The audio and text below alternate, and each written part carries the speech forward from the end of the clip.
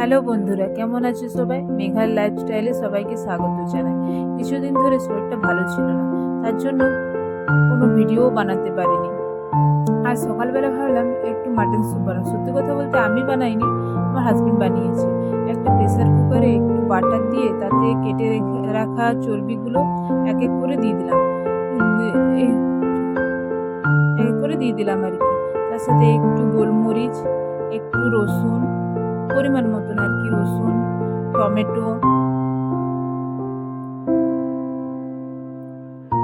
একটু কাঁচা লঙ্কা, আপনার প্রয়োজন মতো একটু পেঁয়াজ,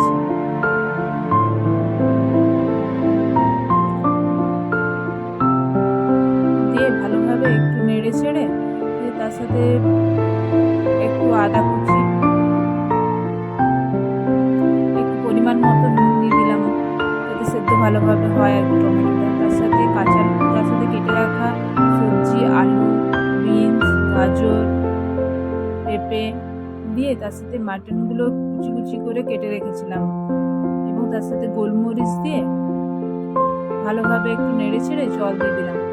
জল দিয়ে আপনি 2-3টে সিটি দিলেই মোটামুটি এটা তৈরি হয়ে যাবে।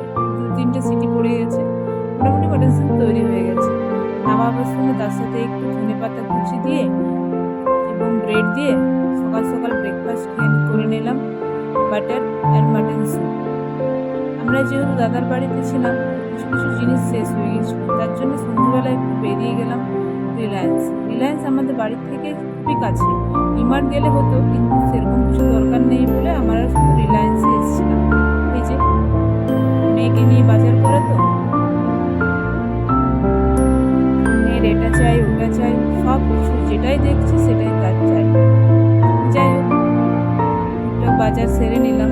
কিছু কিছু জিনিস শেষ হয়ে গেছিলো, বাড়িতে 1 সপ্তাহের মতন ছিলাম না, এর জন্য কিছু কিছু জিনিস শেষ হয়ে গেছিলো।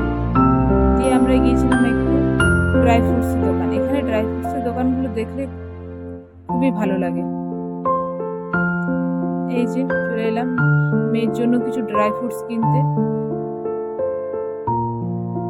আমার মেয়ের খুব একটা ড্রাই ফ্রুটসের পছন্দ নয়, কিন্তু ওকে আমি সব কিছু ড্রাই ফ্রুটস একসাথে কড়াইয়ে ভেজে পেস্ট করে দুধের সাথে সুজির সাথে দিয়ে দিলে সে খেয়ে নেয়। কিন্তু মেয়ের ইচ্ছে সবসময় চকলেটের।